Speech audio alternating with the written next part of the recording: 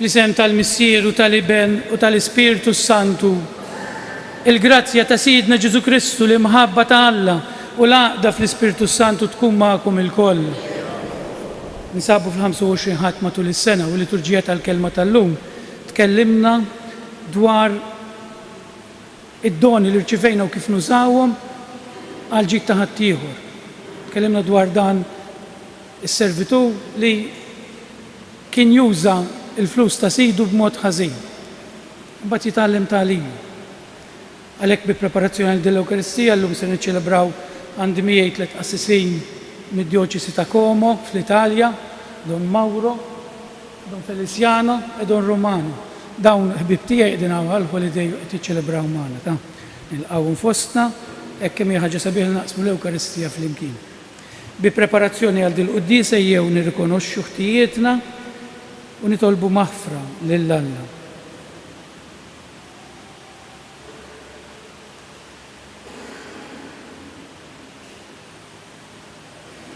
Fakkarkom li l-qudisa llum hija b'suffraġġju għar-Roħ Marija Dogon. Nistqar l-Alla li jista' kollox u lilkom ħuti li jiena dnibt ħafna bil-sib, bil-kliem u bil-għamil u billi ħallejt dmirijieti, ħtija tiegħi l-akbar ħtija tiegħi. Għalhekk nitlob l-imqazza Marija dejjem Verġni, l-anġel, l-qaddisin kollha u lilkom ħuti biex titolbu għalija il-mulej Alla tagħna. Eħenna għalina Alla li jista' kollox, jaħfrilna dnubietna u jwassalna l-ħajja ta' dejjem. Mulej ħniena, Kristu ħniena, mulej ħniena.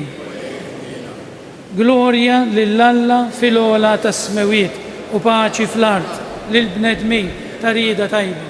Infaħru, inberku, nadoraw, natubġieħ, irroddulek ħaj kbira tiegħek. Mulej Alla, Sultan tas-sem, Alla Missier li tista' kollox. Mulej Iben waħdini Ġesu Kristu. Mulej Alla, ħaruf talla bejn il-Missier.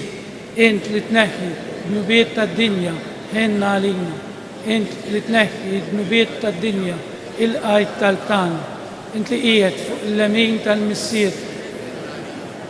Għaliex inti waħdek għaddejs, inti waħdek mulej, inti waħdek fl-ola Ġesu Kristu mal-Ispirtu Santu fil-glorja tal-Missier Alla. Amen. Nitolbu. U Alla inti ġbart id-digriti kollha tal-liġi mqazza fil-kmandament tal-imħabba tiegħek u tal-proxmu. Għamli aħna nħarsu l-preċetti tiegħek biex jissoqilna naslu fil-ħajja ta' dejjem. Dan kollu nitolbulek permezz ta' ibnek, Ġesu Kristu Siedna, li huwa Alla u miegħek jgħix u jsaltan flimkien mal-Ispirtu Santu għal dejjem ta' dejjem. L-ewwel qari. Il-mulej kontra dawk li jixtru bil-flus il-foqra. Qari mill-ktieb tal-profeta Amos. Il-mulej qalli: Issimgħu dan, intom li tikkalpestaw l-imsejknin, intom li temmu l-foqra tal-pajjiż. U tgħidu: Meta se jgħaddi l-qamar ġdid ħanbijaw il-qamħ? Meta se jgħaddi s-sibt ħanerfgħu ix-xajr, inċekknu leffa u nkabru x-xekel u nqarqu b'miżin fals, nixtru bil-flus il-foqra u bżewġ l-imsejknin. Inbijaw sal-karfa tal-qamħ. Il-mulej ħalef bil-foħrija ta' Ġakob, ma ninsaqat xejn minn emilhom. Il-kelma tal-mulej, roddu ħaj lill-Alla, salm responsorjali ngħidu flimkien, faħru lil-mulej li jerfa' l-fqir, ngħidu flimkien, faħru lil-mulej li jerfa' l-fqir. Faħru għaddejja tal-mulej, faħru isem il-mulej, ikun isem il-mulej imbirek, minn issa u għal dejjem, ngħidu flimkien, faħru lil-mulej li jerfa' l-fqir. Oli fuq il-ġnus kollha l-mulej, ola mismawietu sebħu, minu bħal-mulej Alla tagħna li jgħat fil-oli u li ħares l-isfel lejn is-smawiet u lejn l-art. Ngħidu flimkien, faħru lil-mulej li jerfa' l-fqir u li jqajjem mit-trab l-imsejknin u jerfa' mill-miżbla l-fqajjar biex mal-gbarati qiegħdu, mal-gbarat tal-poplu tiegħu. Ngħidu flimkien, faħru lil-mulej li jerfa' l-fqir.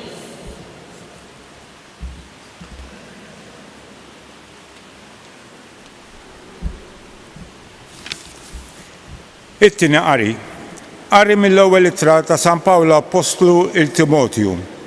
Aziz, nitolbok l-ewwel nett li jsiru suppliki,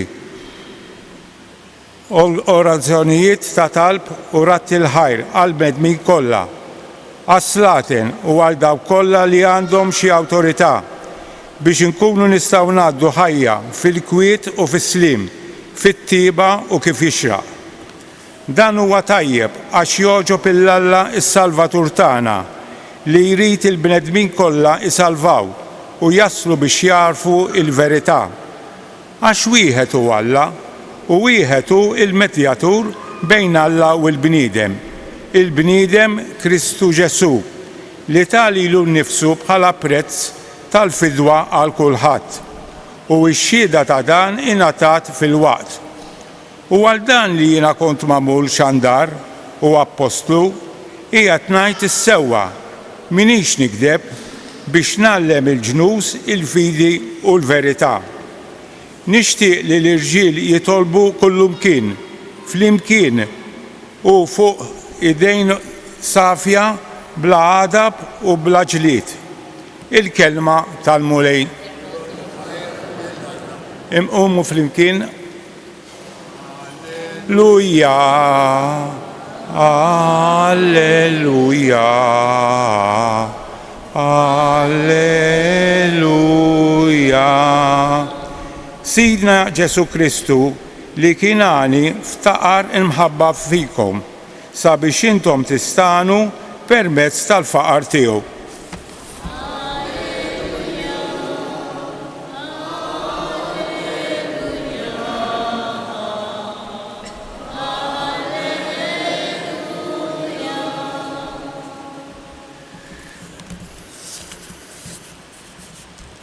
Il-mulej ma'kum. Qari mill-Evanġelju skont San Luqa. F'dak iż-żmien Ġesu qal lid-dixxiepli tiegħu. Kien hemm raġel għani li kellu amministratur u lil dan xlewh lil sidu li kien qiegħed iberbaqlu ġidu. Għalhekk is-sid sejjaħlu qallu dan x'inhu li qiegħed nisma' fuqek? Għatini kont tal-amministrazzjoni tiegħek għax ma tistax tibqa' iżjed amministratur tiegħi. L-amministratur bejnu bejn ruħu qal issa x'sejjer nagħmel la darba sidi se jneħħini mill-amministrazzjoni. Immur nażaq, ma niflaħx, nittallab, nistħi. Naf x'nagħmel, ħalli meta nitwarrab minn fuq din l-amministrazzjoni insib lil ħaddieħor li jilqani għandu. U wieħed batal dawk li kellhom jagħtu lil sidu. Kemm għandek tagħtih lil sidi? Staqsa lill-ewwel wieħed. 100 barmil żejt wieġbu dak. Qallu l-amministratur, oħroġ il-karti tiegħek, qgħod bil-qiegħda malajr u ikteb 50. Lil ieħor staqsih wint kemm għandek tagħti? 100 xkora qamb. Wieġbu u qallu oħroġ il-karti tiegħek u ikteb 80.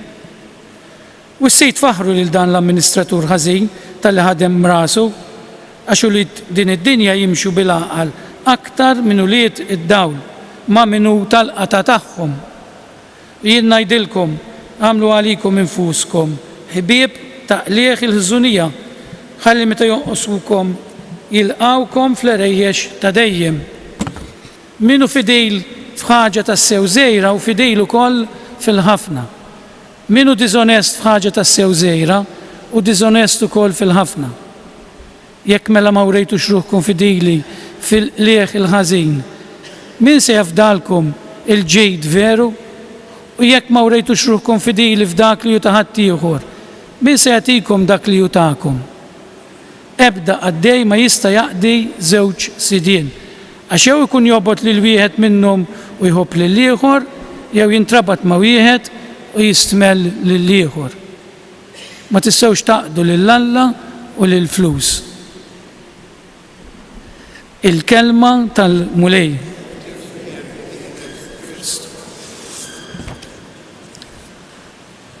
Waħda mill-aktar paraboli misterjużi fil-Vanġelu, nsibuha f'Luqa.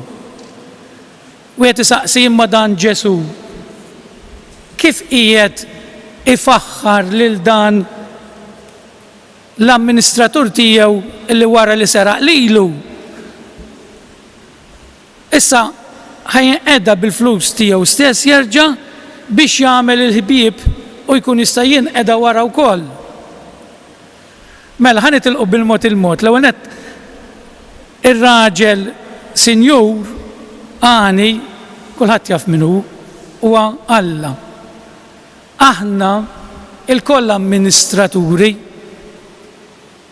fil-ħajja tagħna, amministraturi ta' dak li tagħna Alla. Ara ma naħsbux li jekk jien moħħi tajjeb u rnexxejt fil-business, inħares fil-mera u ngħid prosit għax dak li għandek mhuwiex tiegħek. U xi darba l-ewwel punt irridu nagħtu kont tiegħu kif użajnieh. Wieħed illi ma rnexxix fil-business forsi kemm ikollu biex jgħix. Li ieħor irnexxa forsi bil-kapaċità tiegħu forsi għax inserta li ġeħ sewwa x-xogħol. Aħna dan l-amministratur l-ewwel nett il-Vanġelu jgħidilna xlewħ ma nafux hux vera, imma xlewħ. Ir-raġel ma ġġudikax. Għallu x'qiegħed nisma' fuqek. Għallu ejja u għati rendi kont. Xi darba lilna f'ħajjitna anke wara mewtna Ġesu ħajsejħilna biex nagħtu rendi kont. U din importanti li niftakruha ta'. Rridu nagħtu rendi kont mhux biss tal-ġid materjali ta'. Għax aħna meta nitkellmu fuq dal-affarijiet naħsbu biss fuq il-flus, imma rrid nagħti kont tal-ħajja tiegħi u ta' dawk li huma madwari u jiena responsabbli tagħhom anke fil-familja. Anke fil-familja. Ir-responsabilità mhijiex biss fuq il-beni materjali, imma wkoll kif għeint lil ħaddieħor jgħix il-valuri u x'valuri għallimtu. U x'valuri għallimtu. U Ġesu ifaħru l-dan, mhux ifaħru, imma jifaħru għax uża moħħu.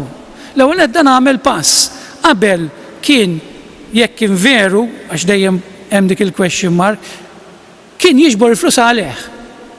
Jakkumula għalih. Baqa' magħluq fih innifsu. Wara li is-sinjur li kien qed jimpjegah għallu ejja tagħti rendi kont, mexa pass il qudiem. Mill-ġid li kien akkwista u mill-pożizzjoni li kien akkwista beda jgħin lil ħadd ieħor. Veru b'intenzjoni forsi mhix tajba, imma ġa infetaħ għal ħadd ieħor. U għalhekk jammiraħ is-Sinjur jgħidlu prosit tal-li użajt moħħok. U Ġesu hawnhekk jagħmel punt. Kemm nużawh moħħna fl-affarijiet tad-dinja, kemm noqogħdu fuq il-mejda nikkuntjaw qabel ma nibnu jew qabel ma nidħlu f'biċċa f'business, kemm indumu naraw x'jaqblinna u ma jaqblinniex. Kif qegħdin nużawhom l-affarijiet tan il-qleħ tiegħi?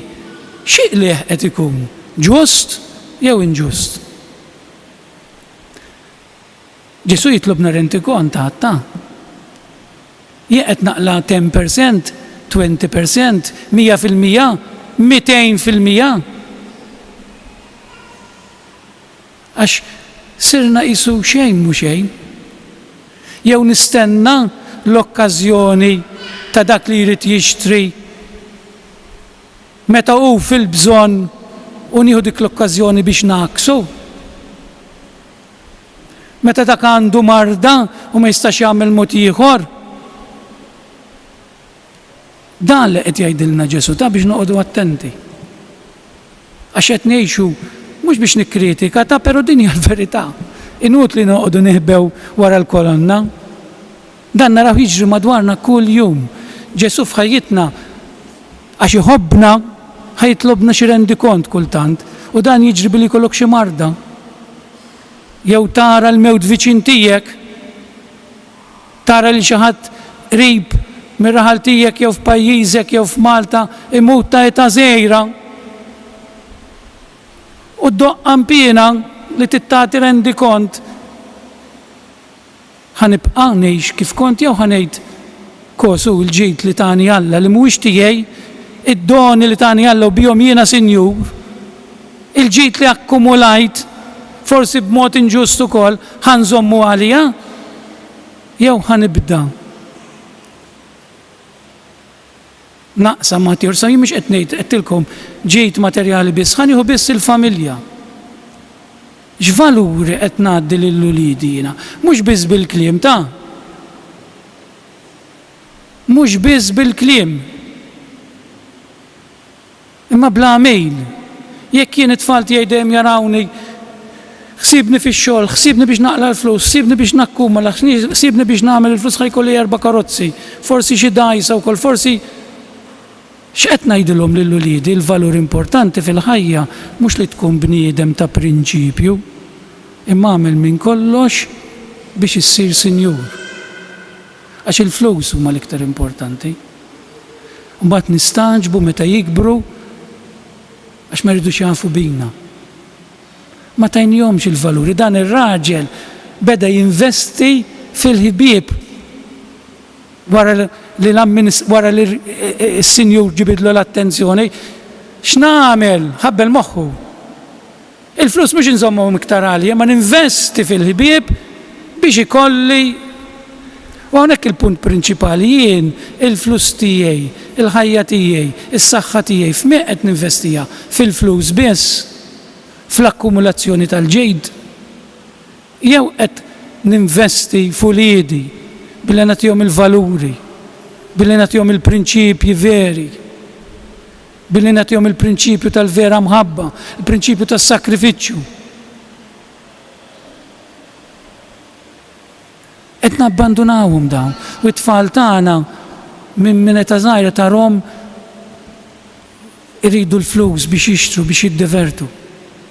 Imma baċċin jiġu biex pereżempju ngħinu lil xi ħadd jew mmorru nagħmlu xogħol ma' minnu inqas xurtjat minna, ħadd ma jrid jintrabat. Nagħmlu sewwa nsifru, ma kemm hawn minna li jħajru lil uliedhom jew aħna saċerdut nħajru lil ħadd jor jagħmel xahar pereżempju jgħin f'missjoni. U mhux billi nippritka, irid nkun jiena wkoll li nagħti l-eżempju. Iwa nsifru 30 darba, ħaġa kbira, darba minnhom immur nagħmel att ta' karità ma' minnu inqas xorti ħażina. Jekk jiena electrician tajjeb u qed naqla flus ħafna, ħaġa kbira jitħammu nagħmel 15 ma' dak is-saċerdot missjonarju u ngħaddi d-dawl f'dar li għandha bżonn fejn qiegħed hemm b'xejn. Dan li qed jgħid Ġesu, investu fil-persuni, investu f'dak li jibqa'. Kemm ngħaddu ħin ninvestu fil-materja aħna. Ma rridx indewwemkom. Għalhekk imbagħad Ġesu jispiċċa bil-frażi ma nistgħux inkunu skjavi tal-flus u ħbieb ma' Alla.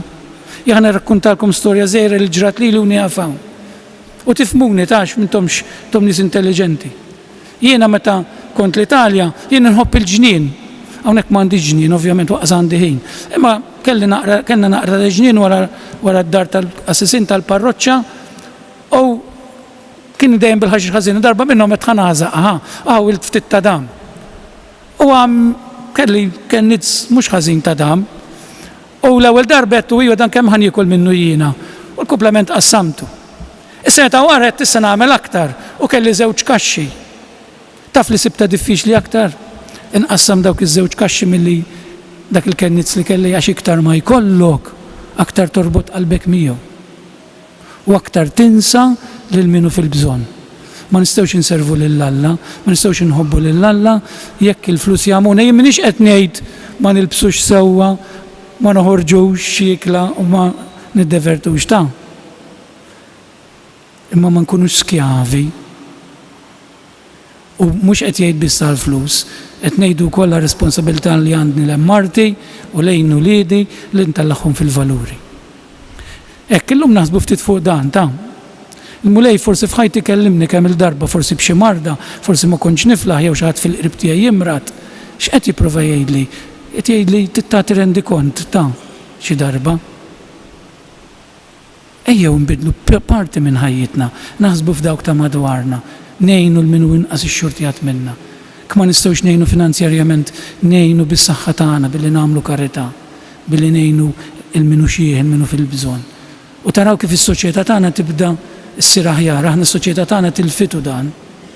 Sirna wis egoisti, sirna jien u ma jimpurtana minn ħadd aktar. Ew nitolbu lilha li jtina din il-grazzja ta' ikun infaħħar Ġesu Kristu.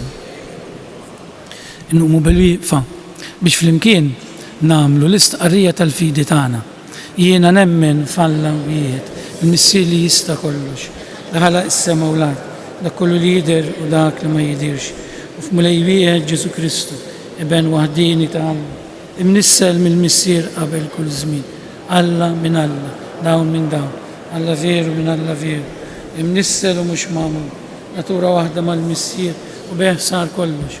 Niżel mis-smawijiet għalina l-bnedmej u għal-fidwa tagħna u għal-ġisem bis-seta tal-Ispiritu Santu minn Marija Verġni u sar bniedem, salbu għalina. Mietu difnu fit-tielet jum minn belwiet skont il-kodba mqazza u tela s-sema u qiegħed fuq l-lemin tal-Missier u għandu jerġa' jiġi bil-glorja biex jagħmel ħaq mal-ħajjin u l-mejtin. U s-saltna tiegħu ma jkollix tmiem fl-Ispiritu Santu mulej li jagħti l-ħajja li ġej mill-Missier u mill-Iben li hu meqjum mweġġa fl-imkien mal-Missier u mal-Iben u li tkellem fuqhom il-profeti fi knisja waħda qaddisa, kattolika, apostolika, nistaqarma mudija waħda maħfra ta' dnubiet, nistenna l-qawma mill-wied l-ħajja ta' żmien li ġej. U tieżies Alla bagħat li l-Ibnu Ġesu li jgħat li kien għani ftaqar biex aħna nistanu fih ir-resqu tal-bit tagħna biex bil-qawwa tal-Ispirtu aħna wkoll insiru nixbħu lil Kristu. Nitolbu biex il-Knisja tkun aktar qrib ta' minnu fqir milli ta' min imexxi sistemi ekonomiċi inġusti. Nitolbu sabiex il-mexxejja tal-gvernijiet tagħna jaħdmu dejjem favur il-fqir u jaħdmu għal paċi dejjema. Nitolbu għalina biex naħsbu f'minnu ifqar minna u ma nintrabtux mal-ġid li jgħaddi li jista' jintilef u jtellifna mill-ġid veru. Nitolbu minn dan is-santwarju tal-Madonna ta' Pinu Birek nitolbuk il-familji tagħna ħalli jikbru fil-valuri u fl-għotja tagħhom lejn xulxin u għati l-għajnuna tiegħek lil morda u lil dawk li jduru bihom. Nitolbu Missier Qaddis inti ssejħilna biex inħobbuk u naqduk bħala uniku il-mulej. Ikollok ħniena mill-qagħda tagħna tal-bnedmin, salvana mill-kilba tal-ġid materjali u għallimna naħsbu fl-oħrajn. Bi Kristu Sidna.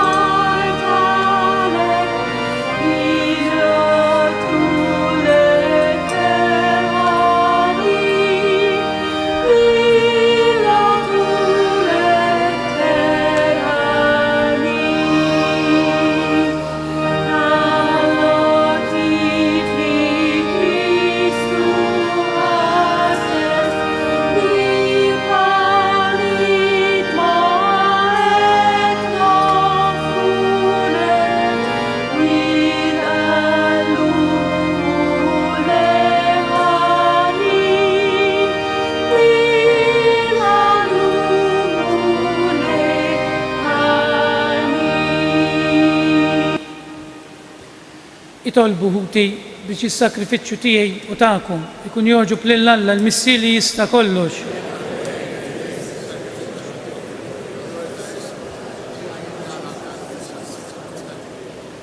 Fil-ħiniena tiegħek mulej ilqa' l-offerta tal-poplu tiegħek biex bihom niksbu f'dawn is-sakramenti tas-sema dak li nistqarru f'fidi minn qalbna bi Kristu Sidna. Il-mulej magħkom nerfgħu qlubna l fuq. Niżżu ħajr lill-mulej Alla tagħna. Sewwa u xieraq tas-sew mulej missier Qaddejs Alla ta' dejjem li tista' kollox. Tajjeb u ta' ġejta s-salvazzjoni tagħna li dejjem u kullimkien irrodulek ħajr. Għax int fil-ħnina tiegħek hekk ħabbejt id-dinja li bgħattilna lil ibnek il-waħdieni biex jifdina u ridtu jsir bniedem bħalna f'kollox minn barra dnub. Biex hekk tħobb fina dak li ħabbejt fih. Bl-ubidjenza tiegħu ksibna mill-ġdid dak li konna tlifna bid-diżubidjenza tagħna. Għalhekk mulej aħna wkoll mal-anġli u l-qaddisin kollha tiegħek infaħruk u fer kbir intennulek u ngħidu Qaddejs, Qaddejs, Qaddejs, mulej Alla tal-eżerċitu, smewit u l-ard mimlija bil-glorja tiegħek, osanna fil-ogħla tas-smewit, nbirek minn ġej f'isem il-mulej, osanna fil-ogħla tas-smewit. Qaddejs tassew int mulej inti, lajn ta' kull qdusija. Qaddes għalhekk nitolbu dawn l-offerti bil-barka tal-Ispirtu tiegħek biex isiru għalina il-ġisem u d-demm ta' Siedna Ġesu Kristu. Li meta kien ser jirnata biex mirajħibati ħajl ħobs, radlek il-ħajr, birek, qasam, tali d-disċipli tiegħu u qal kudu u kulu il-koll minn dan, għax dan huwa ġismi li jingħata għalikum.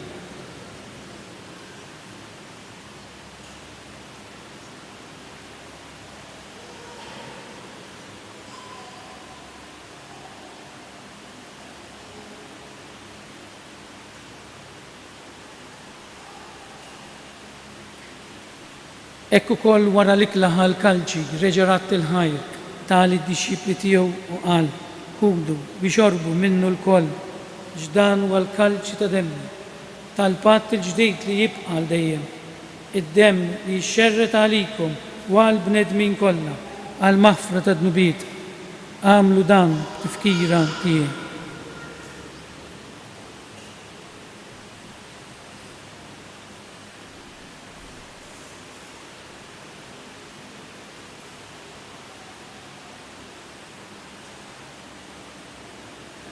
Dan hu il-misteru tal-fidi.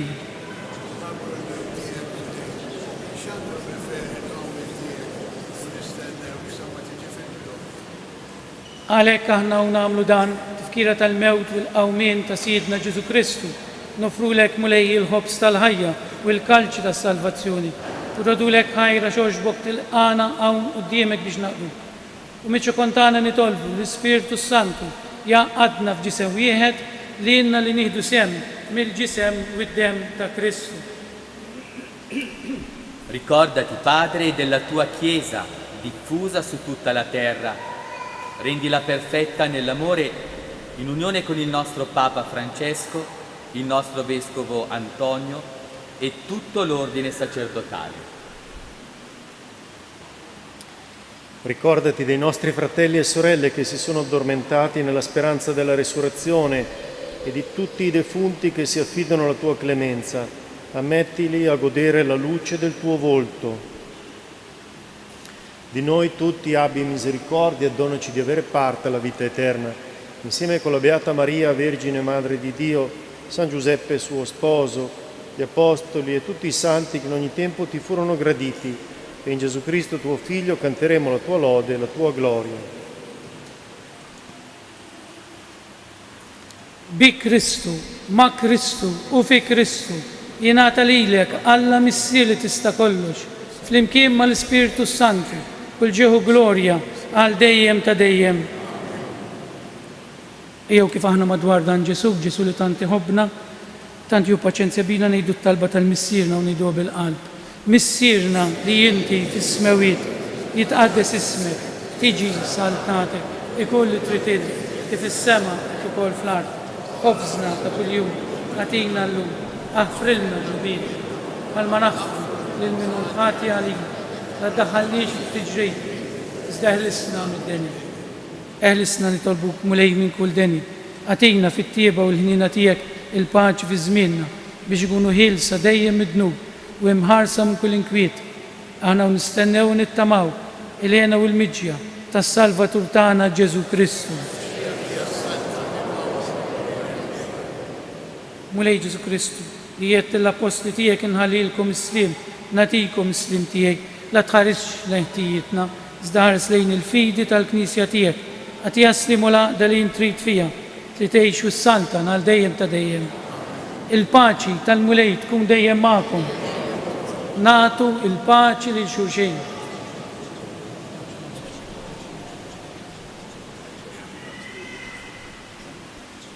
Il-ġisem flimkien mad-dem tas-Sinjur tagħna Ġesu Kristu kun jiswew lilna li se nitqarbu bihom għal ħajja ta' dejjem amen. Ħaruf talla, it-tnejn nubiet tad-dinja. Ħaruf talla, it-tnejn nubiet tad-dinja.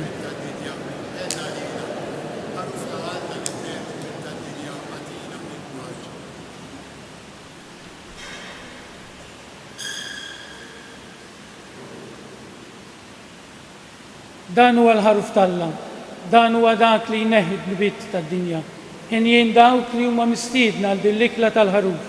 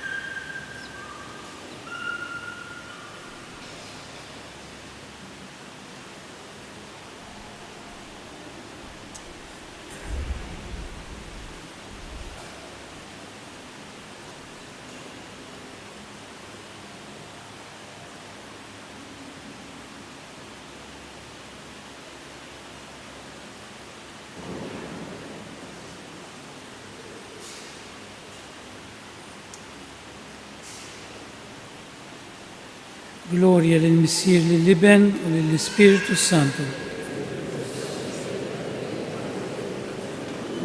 Gloria lill-Missier lill-Iben u lill-Ispiritu Santu. Gloria lill-Missier lill-Iben u lill-Ispiritu Santu. Nitolbu. Mulej inti titmana b'dan is-sakrament imqaddis, fit-tieba tiegħek atina dejjem lajnuna biex bissata dawn il-misteri bl-imġiba tajba tagħna niksbu frott tal-fidwa li tajtna bi Kristu Siedna. Qabel ma mmur nixtieq li ngħidilkom titolbu għal dawn is-saċerdoti u mhumiex jifhmuni, imma dawn kull wieħed minnhom għandu 4 parroċċi. Għax qassisin m'hemmx, qegħdin fin-nord tal-Italja ta' dan ġifieri. Missjonarji, 4 parroċċi kull persuna, kull saċerdot għandu 4 parroċċi. Jekk kultant nitla' ngħinu ftit, imma mhux dejjem tkun tista' lek nitolbu wkoll għall-vokazzjonijiet ta'. Il-mulej magħkom.